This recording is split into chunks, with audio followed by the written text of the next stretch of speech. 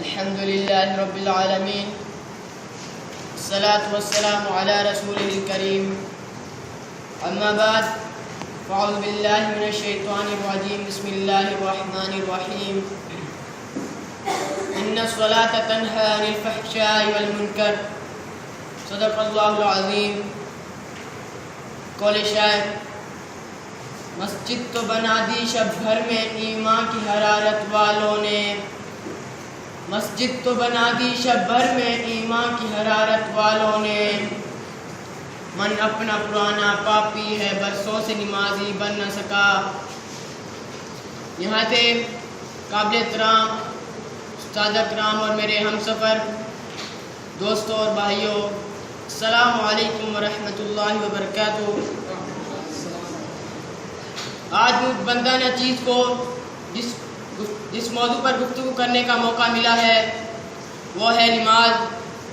میرے دوستوں اور بھائیوں، اسلام میں داخل ہونے کے بعد جو چیز بندے پر فرض ہوتی ہے وہ ہے نماز.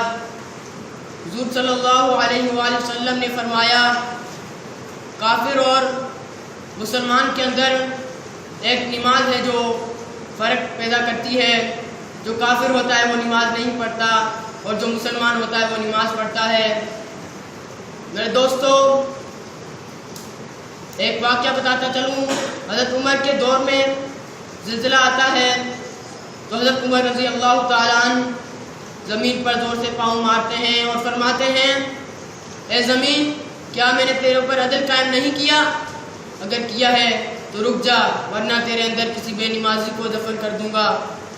تو اس سے ہمیں معلوم ہوتا ہے کہ بے نمازی کو زمین بھی قبول نہیں کرتی. میرے بھائیوں اور دوستوں، بیماری کی صورت میں روزہ معاف ہو سکتا ہے، طاقت نہ ہونے کی صورت میں حج معاف ہے، مال نہ ہونے کی صورت میں زکوٰۃ معاف ہو سکتی ہے، لیکن نماز ہر حالت میں، ہر صورت میں ہر بندے پر، ہر مسلمان پر فرض ہے. میرے دوستوں، اگر آپ کھڑے ہو کر نماز پڑھ سکتے ہیں تو کھڑے ہو کر پڑھیں، اگر بیٹھ کر تو بیٹھ کر، اگر لیٹ کر تو، ورنہ اتنی حالت خراب ہے تو آپ اشاروں سے بھی نماز پڑھ سکتے ہیں. نماز وہ واحد چیز ہے جس سے ہم برائیوں سے بچ سکتے ہیں.